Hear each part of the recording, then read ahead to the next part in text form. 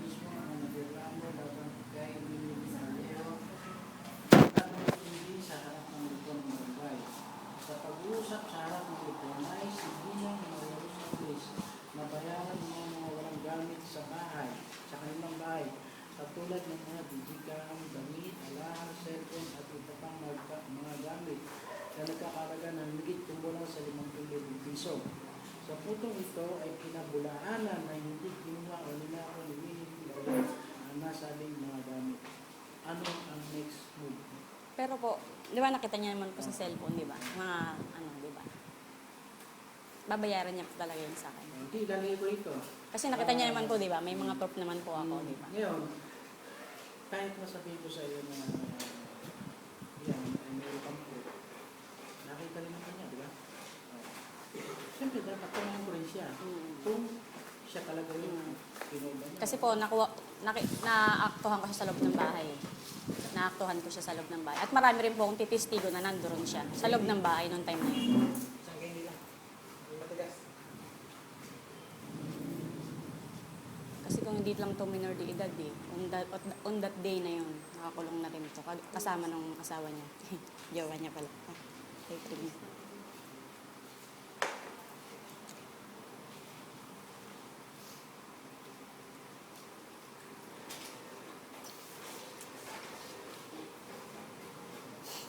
Dalawang set up boy, ma. Tapos sa ganun po, yung mahal. Tapos ano, yung Bigyan na lang bigyan na lang po niya kaya, no? Bumili na siguro si Jerry.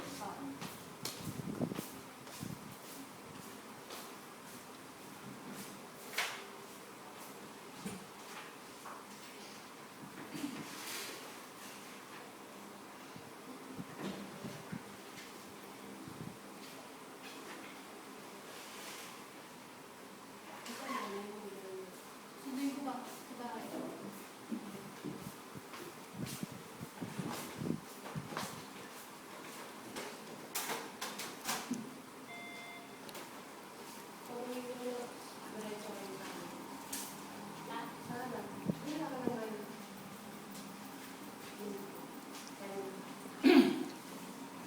Sa mga pinakita pruweba na si Willie Vallejo nagsuot ng damit at ang aktong nahuli sa loob mismo ng bahay nila, si Willie Vallejo, ang itatanong ko sa kanya ito, ang itatanong ko sa kanya kay kanina, kaya nung nakita mo na suot yung damit, nahuli ko sa loob ng bahay, at yung mga gamit ko dala-dala mo, ang itatanong ko sa ito, inaamin mo ba na ikaw gumawa nung sinasabing mo sa kanya na nagkakalaga ng humigit ko mula sila magpulito? Hindi. So, yung sagot, hindi ko po pwede sabihin niya. Hindi rin naman po niya aaminin talaga Kaya yan. nga ho, so, sa nakikita po nila dito, na kami po ay nasa gitna. Hindi po namin naharas ang isa. Hindi po namin kayo na sinasabi na ito po naman pala yung patawarin nila. Hindi po sinasabi sa inyo.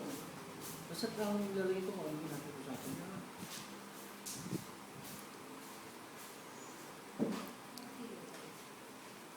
Kasi kahit anong tanggi niya, sino kukuha niyan? Ako.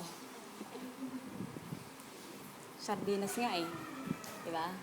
Pag nawalan ka ng sardinas, napapakulong mo. Maraming nakakulong ah. Nagnakaw ng brief, mantika sa palengke, nakukulong. Ikaw pa kaya. May pruweba pa ako sa'yo. Aminin mo sa hindi.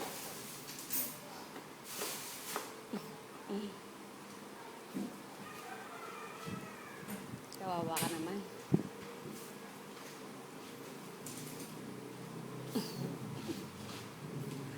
Ay, nako. Pag walang nangyari dito, meron pa. May kasunod pa. Don't dare me.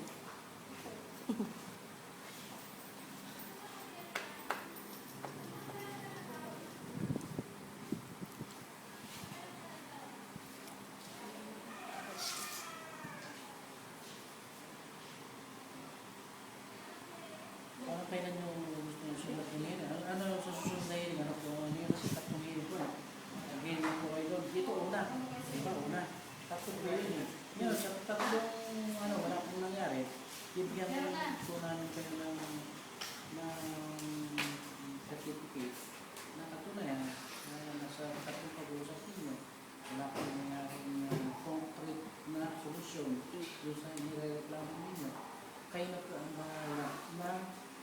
kung saan yung gustong tumulong. Maaaring sa DSWD, that's kung yan may nakita. Oo. Kayo na po ang, Opo. yun na lang po ang ating yan. Ngayon, nung kayo po ay nasa barangay na bakit nakaharap po mo, ano na po sa Ihaharap niya yung magulang niya at ibabalik niya yung ibang gamit. Ayun ang sabi niya. Ngayon, iba naman ang statement niya. Okay, bata kaiba-iba ng statement. Pero hindi ako papayag na hindi niya yun babayaran dahil naaktuhan ko siya sa loob ng bahay ko. Suot niya pa yung mga damit. Imposible naman na hindi niya kinuha dahil suot-suot niya. Sa susunod bang pagkakayo dito, pwede mo sa mga dito. Wala na, ano na sa nabotas ko na din. Yung isa ko nabotas. Problema mo na yun kung ihaharap mo o hindi. Pero ikaw ang madidiin dito. Kapag mo, nandun pareho. Oh.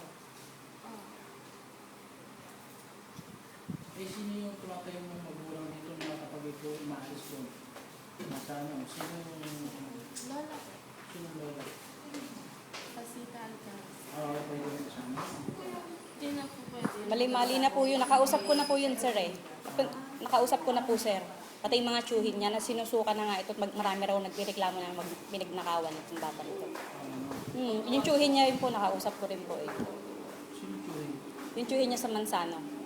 Hindi Hindi ko lang ayaw nga po nila madamay raw sa ginawa nitong bata na to. At di na raw nagpapakita ngayon doon. May mga kasama rin akong barangay nung pumunta kami ng Mansano. Mga barangay Ibayo po.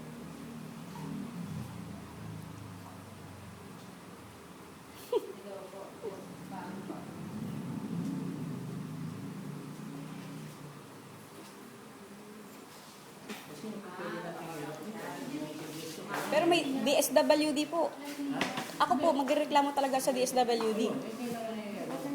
Gusto mo, ang hiling gulo natin na ang gulo natin sa lunes. Pwede po, kahit bukas. Pwede po. Anytime po ako. Friday. Ano pala. Holiday. Birthday na anak ko. Sige. Monday.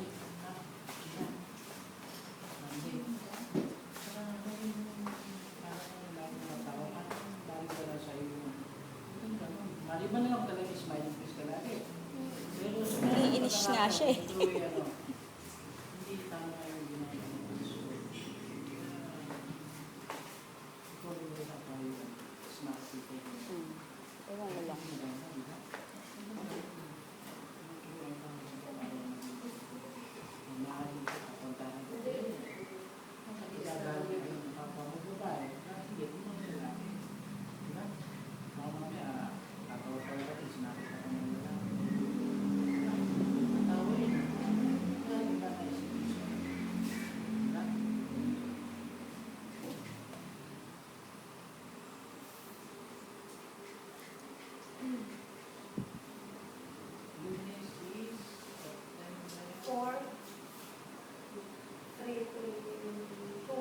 Number 2. Iyakan na yan. Pwede mo sa bagong. Number 2. Come on.